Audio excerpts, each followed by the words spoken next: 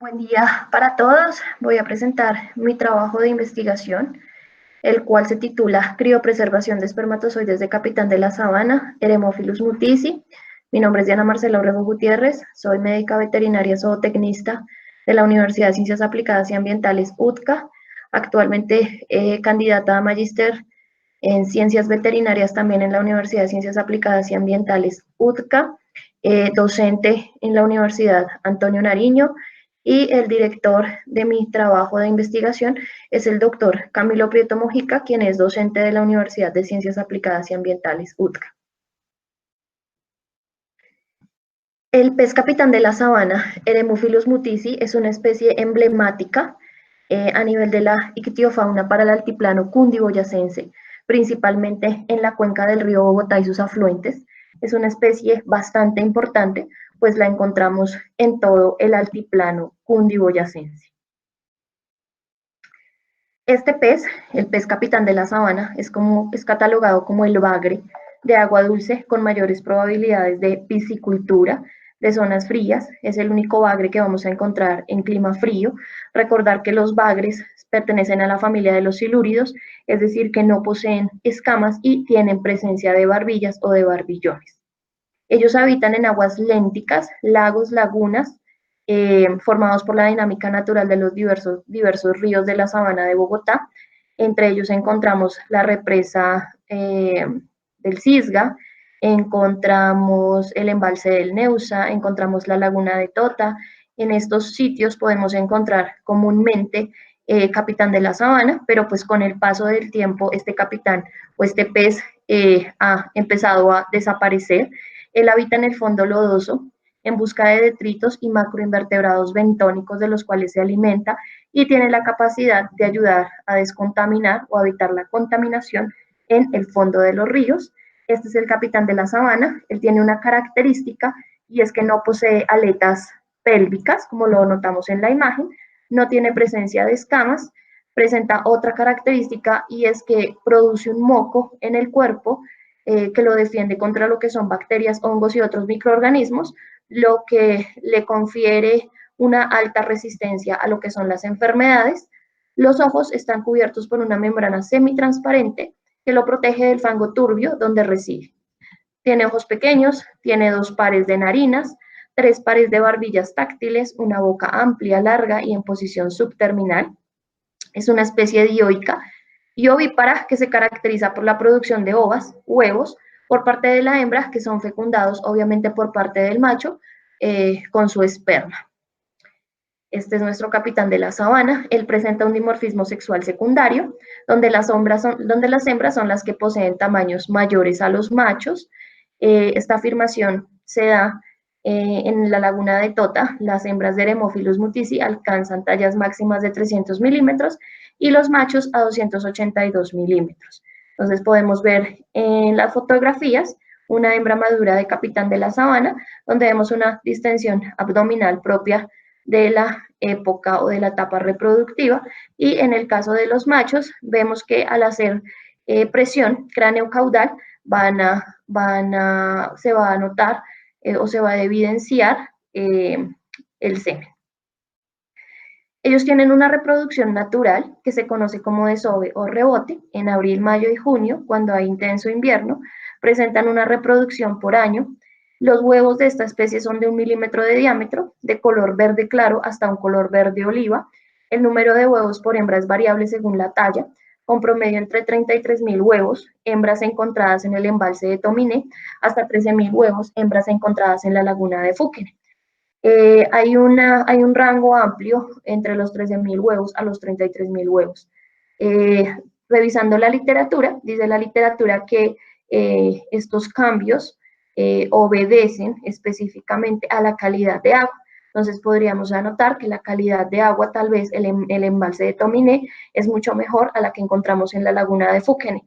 Recordando que la laguna de Fúquene es una laguna que se encuentra cubierta por material vegetal y que pues está como en tratamiento y en recuperación. Es por eso que de pronto la cantidad de huevos hembra disminuye comparado con el embalse de Tominé.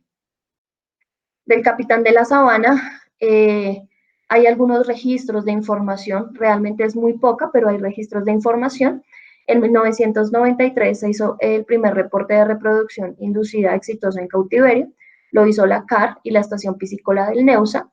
Entre 1995 y 1998 se hicieron unos registros preliminares sobre el comportamiento de esta especie en estanques, también lo hizo la CAR y la Estación Piscícola del Neusa. Hacia el 2004 y 2005 se hacen avances en la validación y estandarización de técnicas de manejo reproductivo del capitán de la sabana en condiciones controladas. Hacia 2007, Rosado y González mencionan que aunque la producción de trabajos es alta, su profundidad científica y técnica de estos es relativamente baja. Escribían que habían artículos de capitán, había información, pero la calidad científica era muy baja. Hacia el 2013 se hace el diseño, evaluación, aprobación y puesta en marcha de un programa de investigación conjunta entre la UTCA y la Universidad Nacional dirigido a la recuperación de la especie. Esto es lo más importante como tal que estamos manejando o que se está haciendo en la actualidad y es esa recuperación de esta especie.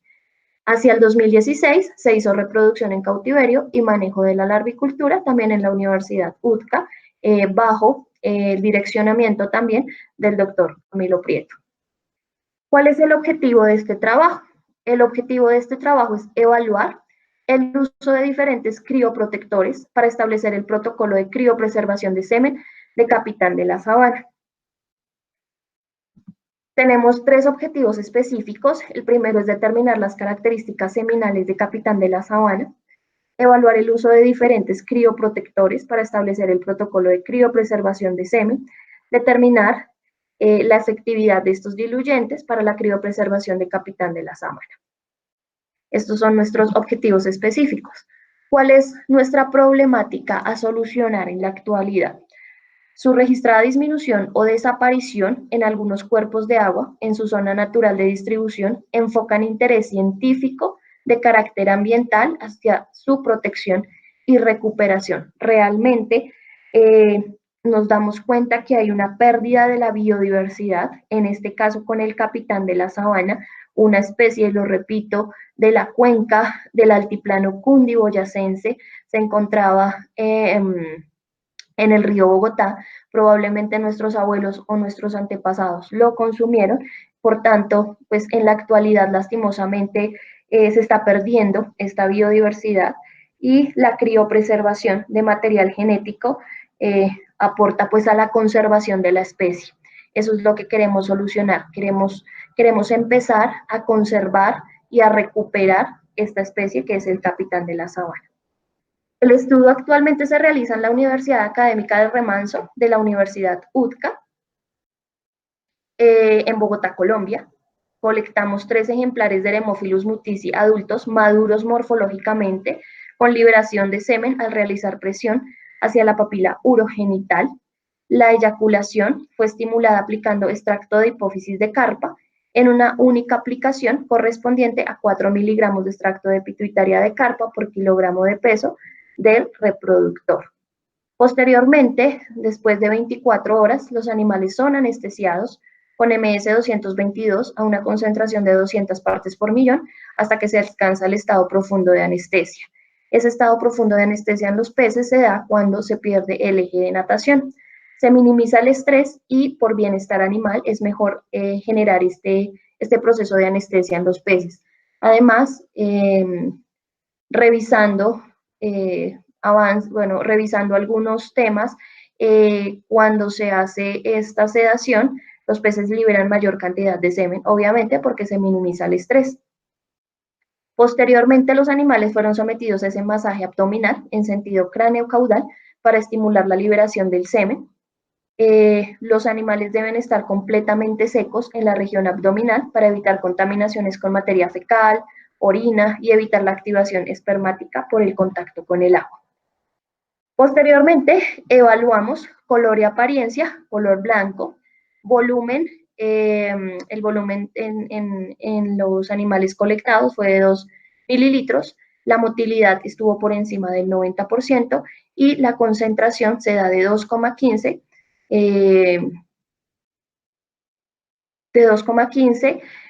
por 10 a la 10 espermatozoides por mililitro.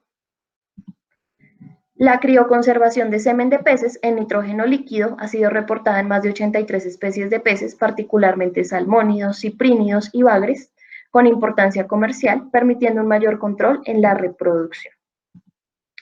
Bien, los crioprotectores que vamos a utilizar para este trabajo realmente son tres. Ellos deben presentar muy baja toxicidad para la célula, alta solubilidad en el agua y dependiendo de su capacidad de permear la membrana, se les clasifica en lo que son intracelulares o lo que son extracelulares. Podemos encontrar la dimetilacetamida, crioprotector de bajo peso molecular y de acción intracelular. Encontramos también el dimetilsulfóxido, crioprotector intracelular de bajo peso molecular, el metanol, también crioprotector de bajo peso molecular y de acción intracelular, y encontramos la yema de huevo, que es un crioprotector no permeable extracelular que tiene una acción termoprotectora. Aquí encontramos los 6 tratamientos que estamos manejando, el primero a base de dimetilsulfóxido, yema de huevo y glucosa. El segundo tratamiento es con dimetilsulfóxido, le quitamos la yema de huevo, lo dejamos solo con glucosa. Un tratamiento 3 con metanol, yema de huevo y glucosa. Un tratamiento 4 que es metanol, glucosa. Un tratamiento 5, dimetilacetamida, yema de huevo, glucosa. Y un sexto tratamiento que es dimetilacetamida más glucosa. Evaluamos el uso de diferentes crioprotectores para establecer el protocolo de la especie. 3 machos fueron colectados, 2 mililitros de semen cada uno, tiempo de activación de 47 segundos con un porcentaje de motilidad del 90%. Cada una de las 3 soluciones crioprotectoras o de los 3 crioprotectores que manejamos fueron preparados y homogenizados con el semen de cada macho. Tenemos acá los machos, 3 machos que colectamos. Cada uno de los machos fue medido, fue pesado, se le dio la cantidad de semen y evaluamos el tiempo de motilidad. El semen fue adicionado en cada solución crioprotectora, posteriormente por aspiración con jeringa de insulina lo envasamos en pajillas de 0,5. Esas pajillas fueron colocadas en rack, almacenadas en termo de vapor o dry shipper durante media hora y posteriormente hicimos la evaluación. Descongelamos a 37 grados centígrados por 60 segundos. Tuvimos unos resultados en el día 10 y en el día 30. Estos son unos resultados parciales de esta criopreservación que se ha hecho, que se han venido realizando, con 4 pajillas escogidas al azar por cada tratamiento y descongeladas a la temperatura indicada anteriormente. Evaluamos motilidad, donde nos damos cuenta que el DMSO más la yema tienen una motilidad del 80% con un tiempo de motilidad de 5 minutos. El DMSO con el 70% y un tiempo de motilidad de 10 minutos. El metanol 30%, 2 minutos de durabilidad. El metanol solito 60% con una durabilidad de 10 minutos. Al día 60 hicimos otra evaluación y encontramos una motilidad entre el 80 al 95% de DMSO con una durabilidad de 8 minutos, DMSO más yema de 70 al 80% a una durabilidad de 5 minutos y el metanol al 80 al 90% con una durabilidad de 8 minutos. El semen criopreservado con DMSO presentó los mayores porcentajes de motilidad y tiempo de motilidad post-descongelación con respecto a los otros tratamientos. El tratamiento con DMA lo descartamos, no presenta motilidad post-descongelación, ni en las fases finales de estos estudios, ni en las partes iniciales, nunca el DMA nos dio motilidad post-descongelación. Y el tratamiento con metanol posee motilidad con un tiempo similar al tratamiento de DMSO. La colección del semen, la composición del diluyente, la concentración, las curvas de congelación y descongelación son variables muy importantes en el éxito del protocolo de criopreservación. La información obtenida en este trabajo es inédita, el conocimiento de la biología reproductiva es oportuno y urgente teniendo en cuenta la pérdida de la biodiversidad y necesitamos conocer las características seminales y espermiogénesis de Haemophilus mutici, lo cual es indudablemente la base para estudios futuros, especialmente en biotecnología reproductiva. Este es nuestro trabajo de investigación, queremos recuperar esta especie, queremos que vuelva nuevamente a nuestros ríos, a nuestras lagunas que encontramos en el altiplano cundiboyacense y realmente queremos seguir cultivando esta especie, dado también que está reportada en el libro rojo de peces dulceacuícolas como vulnerable. Entonces esta especie es muy, muy, muy importante. Agradezco también a la Universidad de Ciencias Aplicadas y Ambientales por el financiamiento de este proyecto. Está financiado totalmente por la universidad. Bueno, les quería presentar este trabajo y pues que conocieran un poquito más la especie y lo que se está trabajando desde la Universidad de Ciencias Aplicadas y Ambientales. Muchas gracias.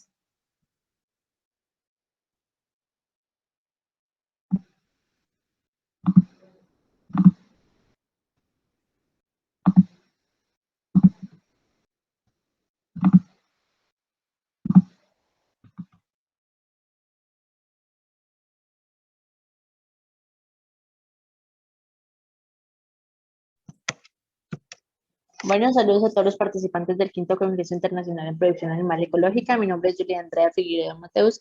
Soy médica veterinaria zootecnista egresada de la Universidad Cooperativa de Colombia y por medio del presente video comparto con ustedes la revisión bibliográfica realizada con mi tutor Miguel Antonio Albarracín Balaguera con el tema Alternativas de alimentación de monogástricos a base de larvas de mosco soldado negro, hermetia y los. A continuación voy a compartir mi pantalla para poder iniciar con la sustentación. Entonces, bueno, como introducción tenemos que la producción de alimentos es una industria que produce un gran impacto a nivel medioambiental con 25.000 millones de toneladas de dióxido de carbono expulsadas al ambiente y es responsable de un 70 al 85% de la huella hídrica. Se habla que para el 2050 la producción de alimentos tiene que aumentar un 70% debido al crecimiento de la población y aparte los ingresos que van a percibir estas poblaciones.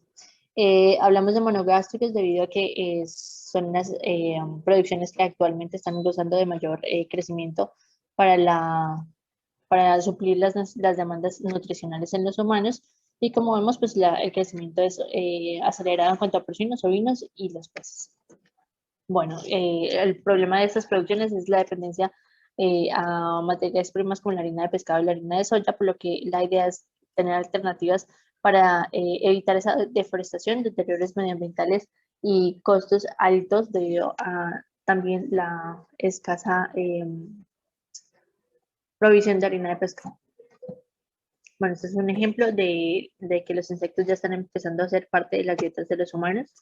La idea es que para esos 9.7 mil millones de personas que para el 2050 se supone que van a haber en el mundo, haya una seguridad alimentaria, que quiere decir que haya disponibilidad, acceso, utilización y estabilidad de estos recursos alimenticios.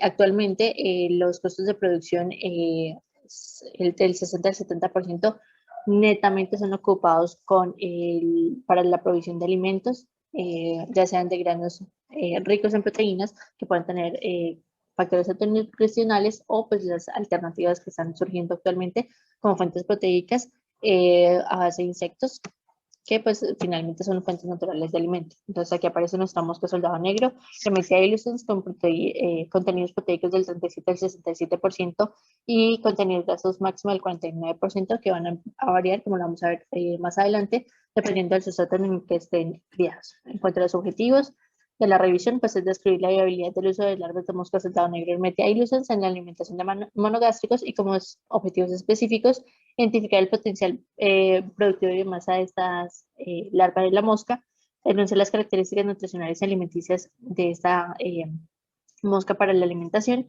y escribir su uso en digamos, la investigación que hasta ahora se lleva en alimentación de monogástricos. La metodología, pues se seleccionó un protocolo de búsqueda, una selección de artículos, una lectura de análisis y síntesis de datos y pues estas fueron las bases de datos que se utilizaron para tal fin. Como métodos de inclusión, hicimos pues el hecho de que la información se podía buscar tanto en español, inglés como en portugués. También las palabras claves que se utilizaban fueron Black Soldier Fly, Animal Feeding, Hermetia larva y pues sus traducciones en español y portugués. Como inclusión también revisiones, estudios, comunicaciones, informes y libros indexados, publicados y como criterio de exclusión, los artículos que estuvieran ¿qué? O sea, que estuvieran publicados antes del 2012. Finalmente, pues nuestro enfoque es encontrar artículos acerca de alimentación de monogástricos a partir de las larvas de mosca soldado negro. Esa es la síntesis de todas las bases de datos que se utilizaron y cómo fueron los criterios de exclusión para cada uno de estos como marco teórico. Entonces tenemos que para el 2019 820 millones de personas estaban en desnutrición, con datos más cercanos, una de cada 9 personas está afectada por el hambre, y pues entonces por eso se trazaron los objetivos estratégicos para la alimentación y la agricultura mundial, como son erradicar el hambre, el uso sostenible de los recursos naturales, reducir la pobreza, mejorar los sistemas de producción, adaptación, mitigación e impactos de cambio climático. Entonces, como ya hablábamos, el crecimiento poblacional mundial, siempre uniformemente acelerado, la seguridad alimentaria, que está consignada pues en cartas tan importantes como la Declaración Universal de los Derechos Humanos, y pues a nivel nacional la Constitución Política. Estas pues, son las demandas que vamos a tener a futuro para nosotros como sectores agroalimentarios. La idea es que si estamos hablando de producciones ecológicas, ambientalmente ecológicas, ecosostenibles, entonces tenemos que tener que sean tanto económicamente rentables como socialmente aceptables y finalmente ecológicamente favorables para poder también suplir esas demandas de consumo en los humanos. Se habla entonces de monogástricos debido pues a que sabemos que ellos proveen una alta calidad y cantidad de proteína, ¿sí? Pero, aunque pues tenemos también de que ellos son dependientes de las harinas vegetales y de algunas harinas animales para suplir sus necesidades. Y también se tienen datos que, por ejemplo, para producir 1 kilogramo de pescado en granja se necesita de 2 a 5 kilogramos de pesca extractiva. Entonces, finalmente no es para nada sostenible, para nada amigable y pues sí bastante costoso. Esto pues es una conversión alimenticia, como se puede ver, pues son datos que también son complementarios. Se tiene también que nosotros como humanos estamos casi que compitiendo con los animales de abasto respecto pues al uso de estos alimentos que también pueden ser directamente proporcionados a los humanos en vez de hacer el paso por los animales de abasto. Entonces, ¿por qué hablamos de insectos? Debido a características como su fácil crecimiento, su fácil reproducción, el cultivo en residuos orgánicos que finalmente nosotros no vamos a hacer aprovechamiento de ellos, y una alta tasa de conversión debido a su característica de poiquilotermos, es decir, que la temperatura pues no, del ambiente no va a generar como tanta afectación para el uso de energía, para mantenerla o equilibrarla. Entonces, se puede decir que antes 1/3 de los alimentos producidos se iba para desperdicio, un después se espera que sea el hecho de poder convertirlo en alimento para nuestros animales de abasto. Como información nutricionales, entonces tiene contenidos proteicos, contenidos grasos, contenidos de aminoácidos y algunos minerales, y que se hace la comparación pues, con otras proteínas de origen animal. Aquí es tanto la huella hídrica como la huella en cuanto a emisiones de gases de efecto invernadero como son el amoníaco y el metano, y la producción que se puede tener dependiendo de un área y en comparación con los otros tipos de producción. Acá tenemos el uso de los recursos de impactos ambientales sintetizados en una tabla donde se tienen cuáles son los impactos respecto de a las diferentes producciones pecuarias que se tienen. Aquí, pues, el tema de los insectos no es un tema nuevo.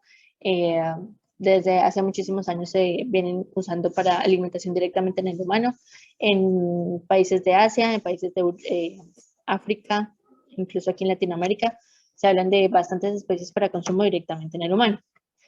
El desconocimiento de agentes microbiales, agentes alérgicos, agentes químicos o agentes parasitarios ha detenido, digamos, el hecho de poder producir y incorporar estos alimentos directamente al humano, pero entonces nuestra mosca de soldado negro ha sido caracterizada por el hecho de que en los estratos donde ellos han sido cultivados se pueden ver que se producen algunos agentes antimicrobianos contra bacterias que pueden ser bastante perjudiciales para el consumo.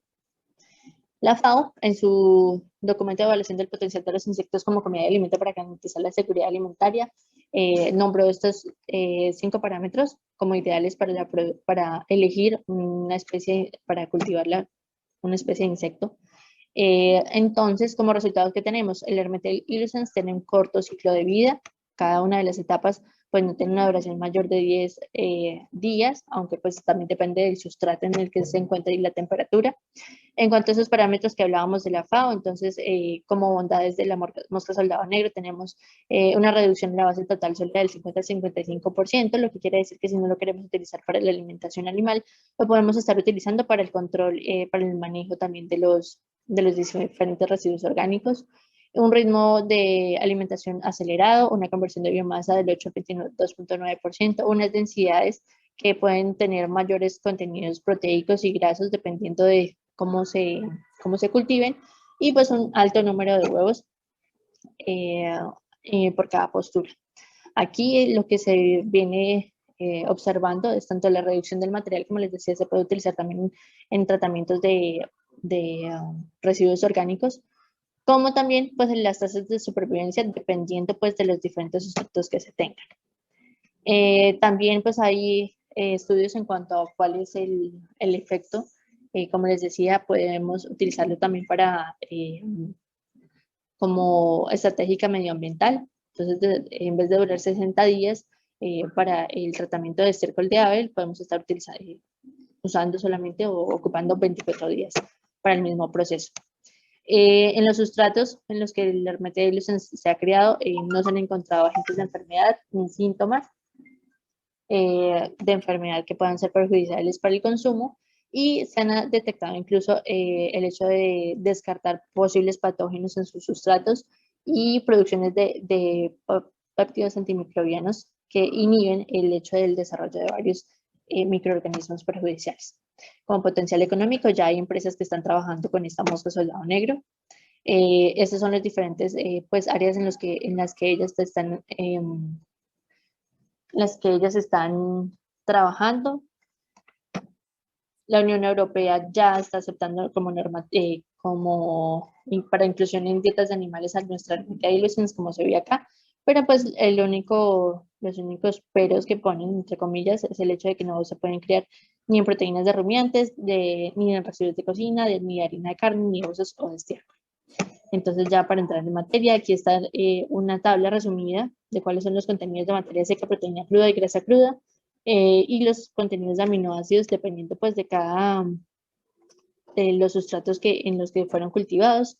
Y estos son pues las inclusiones, los reemplazos en las dietas de cada una de las especies que hablábamos de monogástricos. Entonces acá hay un ejemplo de las aves de postura, está clasificada pues en qué etapas fueron utilizados, cuánto es la recomendación del reemplazo en la dieta también en aves de engorde, qué resultados tuvieron, cuánto es el reemplazo posible que se puede hacer de la mosca soldado negro en cuanto a la proteína.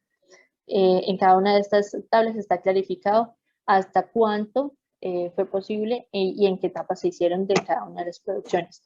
También en los pescados, en varias especies se pudieron ver que incluso hubo reemplazos del 100% de la proteína total como requerimiento de la dieta de los animales. Entonces en tilapia del Nilo, en róbalos, en camarones y hasta en salmones. Como conclusiones, entonces tenemos que si no lo queremos utilizar todavía como alimentación para animales, podemos utilizarlo sí como tratamiento de residuos orgánicos, y pues finalmente generar una economía circular debido a la biotransformación de los residuos orgánicos y que en ningún momento se genera un desecho como tal. Los contenidos proteicos, como les decía, son muy altos y se pueden estar haciendo inclusión en las diferentes dietas de los diferentes animales domésticos, desde el 25 hasta el 100% total del reemplazo en la dieta. Esta es la bibliografía que nosotros utilizamos. Cualquier pregunta o sugerencia, estaríamos atentos a contestarla. Estos son los correos de contacto de nosotros, y pues fue un gusto poder compartir con ustedes esta presentación. Espero haya sido de su agrado. Y hasta una próxima ocasión.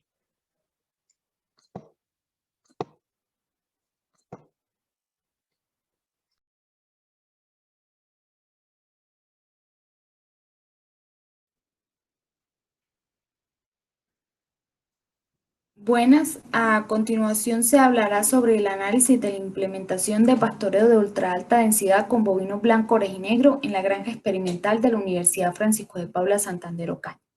Investigación a cargo del magíster César Augusto Urón Castro y quien les habla la zootecnista Carolina Bastos. Se tiene como parámetro inicial un aumento de la población mundial, un aumento del consumo de carne, y esto va ligado a un mayor control en cuanto a la inocuidad y la calidad y la cantidad del producto. En contraste, se espera y se obtiene un detrimento de los recursos naturales. lo que ha obligado a los productores al uso de paquetes tecnológicos, fertilizantes, agrotóxicos, y que en Colombia se hable de que la ganadería es causante del 60% de deforestación y el 30% se realiza en zonas de fragilidad. Por lo tanto, el PUAD y las prácticas regenerativas son una estrategia para mitigar estos daños ambientales. Entonces, se tiene una situación actual de una población mundial en aumento, un aumento del consumo de carne, una intensificación de los sistemas, aumento del uso de granos en la alimentación animal, y el sector pecuario produce 9% de dióxido de carbono por factores antropogénicos como cambio en el uso de la tierra, contaminación de fuentes hídricas, compactación del suelo y reducción de la infiltración, pérdida de la biodiversidad y producción de gases de efecto invernadero. Es así como prima la idea de reconocer el comportamiento natural o innato de los herbívoros. Y en las diferentes fotos que logramos apreciar, observamos una manada conformada por un número considerable de animales que se encuentran alimentándose o cosechando con una selectividad del alimento nula. Y esto está basado en que los herbívoros, al estar catalogados como presa, dentro de su hábitat siempre se encontraba la presencia de un depredador, lo que le hacía que se realizara una cosecha rápida de alimento en grandes manadas con movimientos constantes en búsqueda de sobrevivir y de huir a ese depredador. Es a este comportamiento natural, a lo que hace referencia el pastoreo de ultra alta densidad. El PUAD tiene como objetivo el máximo de beneficio económico sustentable por hectárea. Maneja altas densidades, periodos cortos de ocupación, periodos largos de recuperación y aporta materia orgánica, perturbación del suelo a través de las pezuñas y las bocas y defoliación de plantas.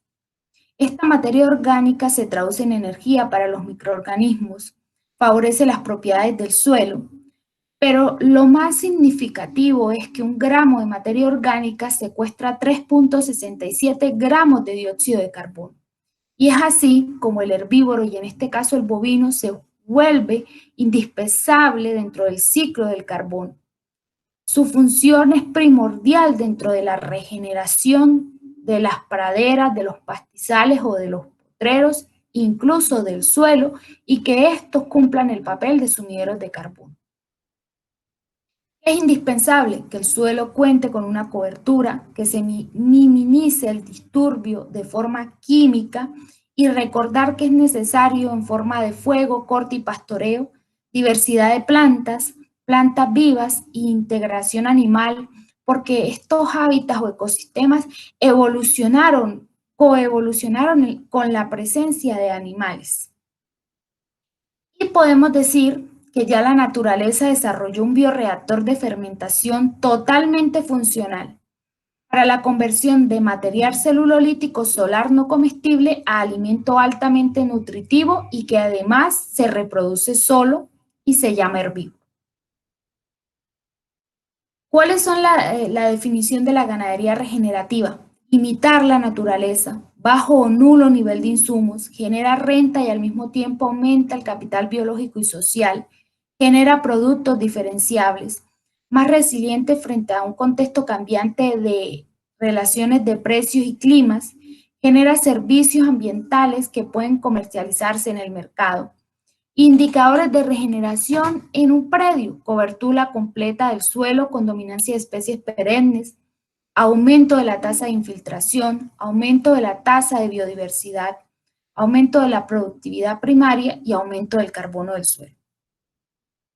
Dentro de esta investigación se desarrolló bajo un tipo experimental y un método mixto. El elemento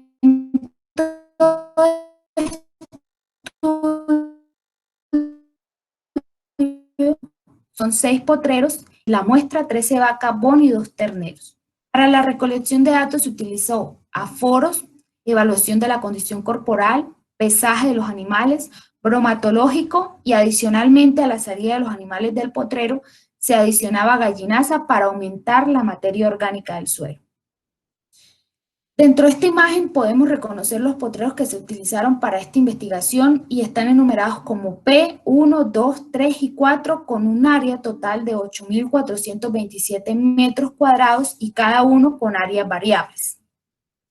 El 90% de estos potreros está conformado por pasto estrella y el 10% restante está conformado por pasto bermuda y bioindicadores como lo son la dormidera, el bredo, la ruina ricos, la malva, que su sola presencia dentro de los potreros nos indica que la toma de decisiones se está haciendo de forma equivocada, que tenemos que ver el pastoreo que se está haciendo, está generando dentro del suelo compactación, suelo sobrepastoreado o suelo descubierto.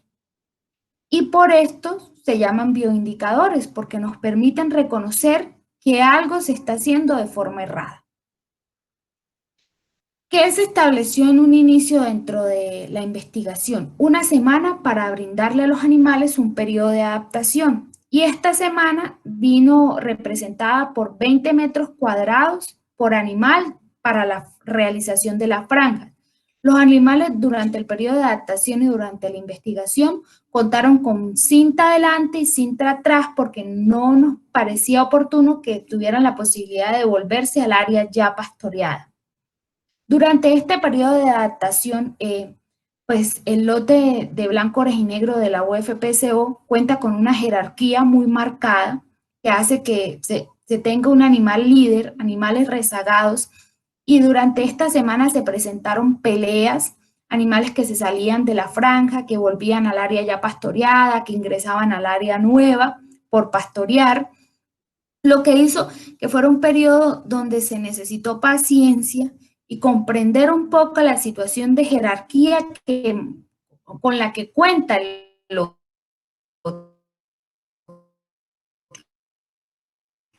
En todos los casos, como uno espera que ellos se comporten. En cuanto a los resultados, antes de iniciar la implementación del pastoreo de ultra alta densidad, se tenía un manejo tradicional, periodo de descanso mayor de 60 días, altura promedio entre 60 y 70 centímetros del pasto, un aforo promedio de 750 a 800 gramos por metro cuadrado, y posterior a la implementación del pastoreo de ultra alta densidad, se tuvo un aforo promedio de 1.091 gramos, una altura promedio de 0.95 metros o 95 centímetros, lo que nos condujo a un aumento de los aforos en cada área de cada uno de los potreros, lo cual es aún más representativo porque no estaba ligado con el uso o con la compra de insumos externos para poder mantener este potrero o aumentar su aforo. ¿Qué situación se presentó? El pasto estrella, cuando se maneja de forma equivocada, genera un colchón, por lo cual esta presión de pastoreo que se generó con el PUAT hizo que el BON consumiera el pasto mucho más a ras y el acolchonamiento en el que se encontraba fuera eliminado. La otra situación es que antes entraban los animales a todo el potrero, tenían acceso a todo y duraban ahí 15 o 20 días. Y durante las épocas de invierno se presenta encharcamiento y ellos estaban dentro de ese potrero bajo estas condiciones. Con la franja se tiene la capacidad de controlar lo que se suministrará, por lo cual es mucho más efectivo. El desempeño de los potreros se pasó de mayor de 60 días el periodo de descanso a 45 y 50, incluso teniendo la capacidad de decidir dejar pasar el potrero del puro unos días más bajo una elección, no por obligación, un aumento de los aforos, disminución de la materia seca porque podíamos tomar la decisión de seleccionar los potreros entre el 15 y el 20% de prefloración para que los animales ingresaran dentro de un punto óptimo. Una pérdida, en los pesajes se observó una pérdida de peso que se esperaba porque estaban en un proceso de adaptación a un nuevo pastoreo, a un nuevo modelo de pastoreo.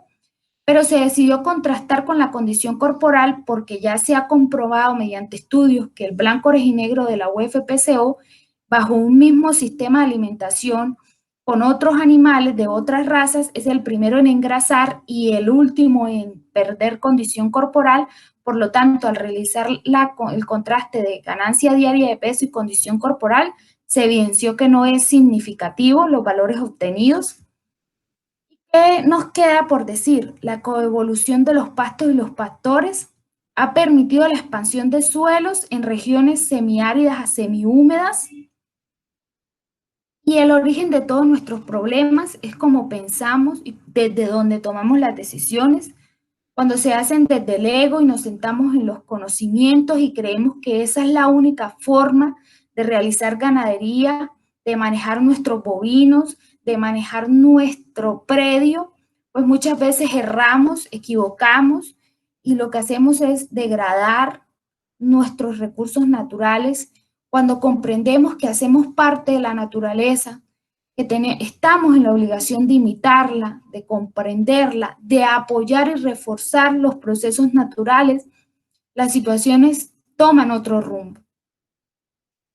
En cuanto a los resultados, un aumento de los aforos que nos indica una actividad biológica de los suelos sin necesidad de insumos externos y aumentos en los costos de producción, un aumento de la altura promedio del pasto, aumento en las utilidades, porque en esa misma área que podíamos tener un número X de animales, se aumenta a medida que aumentan nuestros aforos, aumento en la capacidad de carga y un impacto positivo del suelo que se ve representado con un mayor valor en los aforos que se obtuvieron durante la recolección de datos.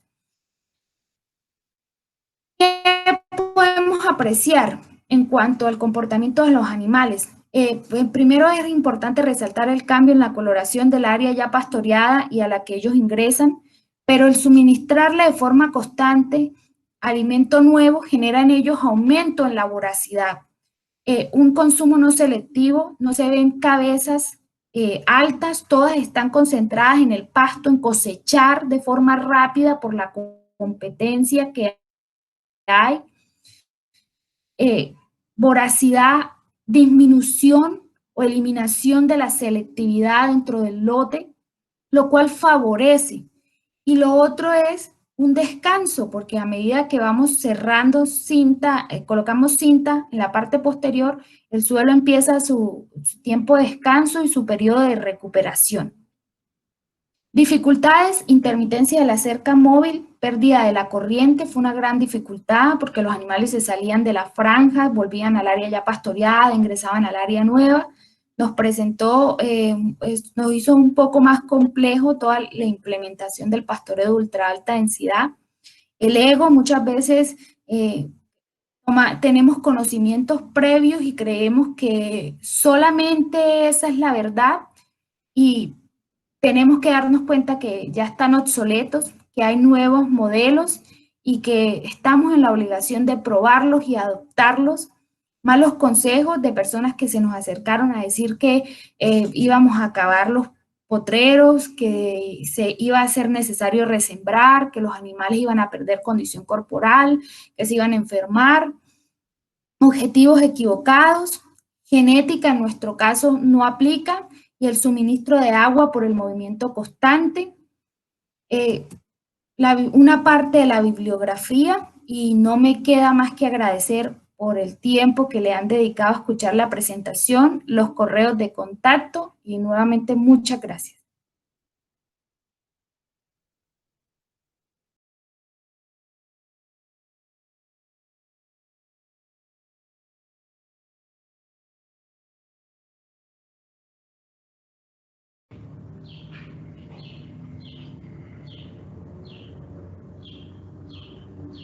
Hola a todos, cordial saludo. Mi nombre es Elkin Giovanni Quiroga Calderón, soy zootecnista y en la actualidad soy estudiante de maestría en ciencia animal en la Universidad Autónoma de Ciudad de Juárez, en México. En el día de hoy vengo a presentarles un trabajo realizado, el cual se denomina Factores de riesgos asociados a la prevalencia del mitos gastrointestinales en animales de producción. A continuación, en sus pantallas les voy a compartir la presentación. Un momento, por favor. Bueno, como ya les había anunciado, este trabajo se denomina Evaluación de factores de riesgos asociados a la prevalencia de elementos gastrointestinales en animales de producción. Como introducción tenemos lo siguiente, que la Organización Mundial de la Salud, junto con la FAO y la OE, promueven conjuntamente recomendaciones y medidas de control sanitario en el ámbito público y animal. Esto dado a que a las enfermedades zoonóticas se les atribuye pérdidas económicas de más del 20% en la producción animal. También a las enfermedades zoonóticas se les atribuye que el 60% de los patógenos en los seres humanos son de origen animal y algunos parásitos suelen ser zoonóticos. En cuanto a las enfermedades de origen animal, tenemos lo siguiente, que algunas de ellas pueden ser transmitidas entre las diferentes especies animales y otras pueden ser transmitidas al ser humano. En cuanto a las enfermedades zoonóticas, tenemos, por ejemplo, la gripe aviar. No solamente afecta a las aves de corral, sino también afecta a las aves silvestres, incluso las migratorias. Lo mismo sucede en el caso para la peste porcina africana, que perjudica a los cerdos de granja y también a los jabalíes. En cuanto a la zoonosis, digamos las más recientes como el ébola y el COVID-19, para el 2020 la Organización Mundial de la Salud reportaba en un periodo del año 2014 al 2016, referente al ébola, se registraron cerca de 11.000 defunciones, mientras que para el COVID-19 a principios del mes de octubre del 2020 ya se registraba cerca de más de 1 millón de fallecimientos. Cabe resaltar que a pesar de que la propagación de estas dos últimas enfermedades que mencioné anteriormente, la propagación es entre personas, su procedencia es de origen animal. Por eso la importancia de mantener un control sanitario en cuanto a las enfermedades de origen animal. Como hipótesis de trabajo para la realización de este estudio se planteó lo siguiente. La evaluación de impacto de los factores de riesgo planteada en este estudio permite identificar el potencial de los factores de riesgo que está asociados a una prevalencia parasitaria gastrointestinal en animales de producción, lo cual ayudará a proponer un modelo de control sanitario. Como objetivos se planteó lo siguiente. Objetivo general, evaluación de impacto de los factores de riesgos asociados a la prevalencia parasitaria. Para cumplir con este objetivo se logró por medio de la matriz de Leopold combinada con la de criterios relevantes. Y como objetivos específicos se plantearon, primero, la identificación de los parásitos gastrointestinales. Este objetivo se cumplió mediante las técnicas coproparasitoscópicas de flotación, sedimentación y MAP-MASTER. También como objetivo específico se planteó el determinar el porcentaje de prevalencia. Esto se logró por medio de la fórmula que les estoy resaltando. Y como tercer objetivo específico se planteó la identificación y determinación de los factores de riesgo. Esta identificación se determinó por medio de una evaluación de bienestar animal y una lista de chequeo. Cabe resaltar que en cuanto a la evaluación de bienestar animal, solamente fue para determinar e identificar los factores de riesgo.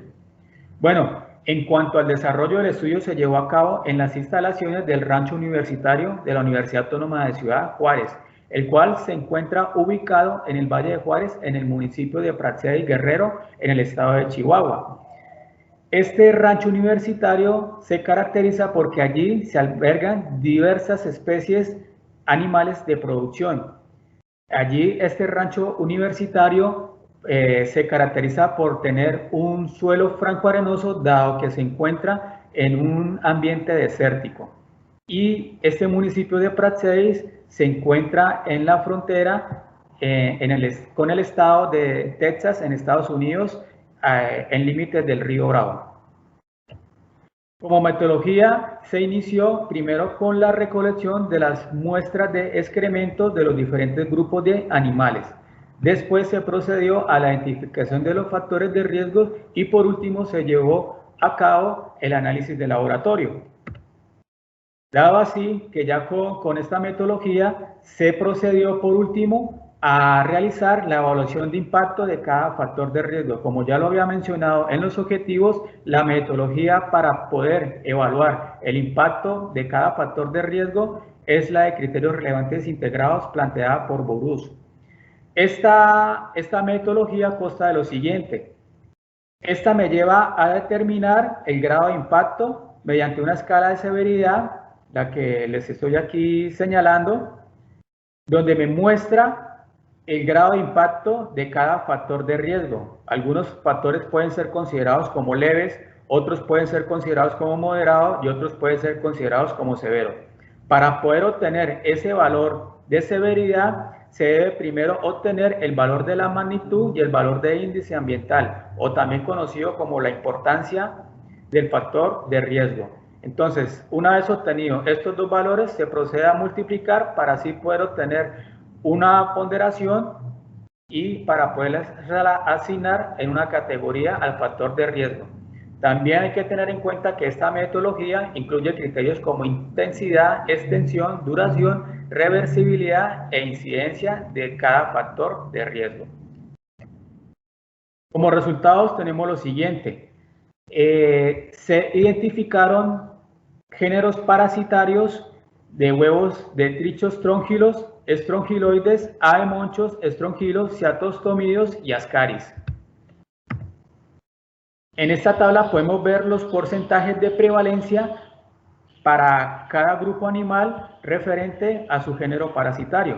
Si miramos en el caso de bovinos, tiene una prevalencia moderada alta del 70% en cuanto a trichos trongílos, y en el caso de estrongiloides presenta una prevalencia moderada del 35%. En el caso de ovinos vemos que aemonchos presenta una prevalencia del 51%, mientras que trichos trongílos para ovinos presenta una prevalencia baja del 19%. Lo mismo así para las demás especies. Aquí en el caso de las gallinas vemos que se reporta con un signo positivo, lo cual quiere decir que, valga la redundancia, que son positivas a una infección, en este caso de género Ascaris, y es debido a que para las gallinas se trabajó con una muestra compuesta de excretas, o más bien conocida como una muestra pool, la cual afectó pues a todo el corral de las gallinas. En cuanto a la evaluación de impacto de cada factor de riesgo, tenemos lo siguiente. En esta matriz podemos ver claramente los factores de riesgo que fueron identificados, que fueron determinados, y estos fueron los que se obtuvo mediante la evaluación de bienestar animal y la lista de chequeo. Como podemos ver, limpieza de zona de descanso, ausencia de pediluvio, limpieza de bebederos, la no desparasitación, animales nuevos sin previa cuarentena, animales heridos, animales muertos, accesibilidad con fauna silvestre y pastoreo mixto. Estos factores son los que tienen cierta repercusión en cuanto a los animales de producción. Como ya lo había mencionado anteriormente, cada factor se le iba a asignar digamos un valor numérico para así poder conocer el impacto de estos factores de riesgo.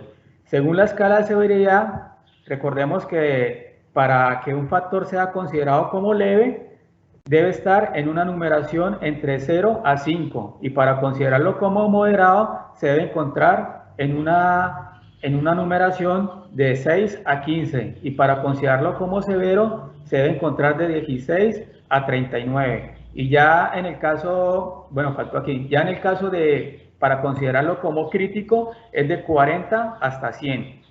Entonces, dependiendo de la valoración que se ha obtenido, para cada factor de riesgo será asignado en un grado de impacto. Como podemos ver, la limpieza de zona de descanso en la mayoría de las especies se encuentran en un factor de categoría leve, mientras que para el caso de las gallinas se encuentra en un grado de severo. ¿Qué quiere decir esto? Que aquellos factores que se encuentren en esta escala de severidad o considerados como leves, a estos factores, digamos, las medidas correctivas no requieren de prontitud, no requiere que sean de forma inmediata, ni tampoco requiere de medidas correctivas específicas. Claro está que hay que tomar medidas correctivas, pero para el caso de severo, como vemos aquí en esta evaluación de impacto, vemos que algunos factores, por ejemplo, como ausencia de pediluvio, no desparasitación, animales nuevos sin previa cuarentena, vemos que afectó a todas las especies aquí en el rancho universitario. Con este factor considerado como severo, ¿qué quiere decir? Quiere decir que en cuanto a estos factores se requiere de medidas correctivas de una forma inmediata y de medidas específicas. Esa es la diferencia entre, en este caso, de los resultados de los factores de riesgo en cuanto al grado de impacto de aquellos que tienen que atenderse de una forma pronta y aquellos que no requieren de esa prontitud, pero que sí requieren de medidas correctivas. Como discusión tenemos lo siguiente. La OIE, incluso la Ley Federal de Sanidad Animal en México, recomienda considerar el análisis de riesgos con el propósito de establecer un control de los puntos críticos en la sanidad animal. También la Secretaría de Agricultura y Desarrollo Rural en México, que es la SAGARPA y el SENASICA, promueven métodos para la implementación de las buenas prácticas para controlar las enfermedades que afectan a los animales. Esto con la finalidad de poder reducir, de poder detectar de forma temprana aquellos factores que pueden ser considerados como una amenaza para las enfermedades de los animales, y lo que se busca es poder reducir el potencial de estos factores de riesgos, así para evitar que repercutan o influyan en el ámbito de la salud pública. En cuanto a los análisis de riesgos enfocados en la detección de parásitos gastrointestinales, para la zona de estudio, en cuanto a animales de producción, no se han realizado, pero sí se han realizado análisis de riesgo en la detección de parásitos gastrointestinales en personas a lo largo de toda la comunidad del Valle de Juárez, por medio de estos investigadores, de Flores y colaboradores en el 2010 y de Garza y colaboradores en el 2001. Como conclusión tenemos lo siguiente, que este trabajo presenta una oportunidad para conocer el nivel de impacto de un factor de riesgo y proponer a su vez un modelo de control que disminuya el potencial de los factores de riesgo. También este estudio muestra un nuevo conocimiento sobre cómo evaluar un factor de riesgo que está asociado a una prevalencia parasitaria gastrointestinal en un escenario donde confluyen varias especies animales de producción, mediante la combinación de metodologías de evaluación de impacto ambiental, las cuales se pueden utilizar en estudios de interés zootécnico. Cabe resaltar que la OIE, la Organización Mundial de Salud Animal, junto con la FAO y junto con la Organización Mundial de Sanidad, tienen diversos métodos, diversos formatos en cuanto a la evaluación de factores de riesgos. Entonces, este es un modelo más, es un método más del cual nos va a ayudar a detectar de una forma favorable en una explotación pecuaria aquellos factores que pueden presentar una amenaza en las enfermedades de los animales. Estas son las referencias en las cuales me he basado, las cuales les comparto. Muchísimas gracias por su atención. Les comparto también mi correo electrónico para resolver cualquier duda, cualquier pregunta que tengan, cualquier comentario es bienvenido, y no siendo más, deseándole éxito a todos. Muchísimas gracias por su atención.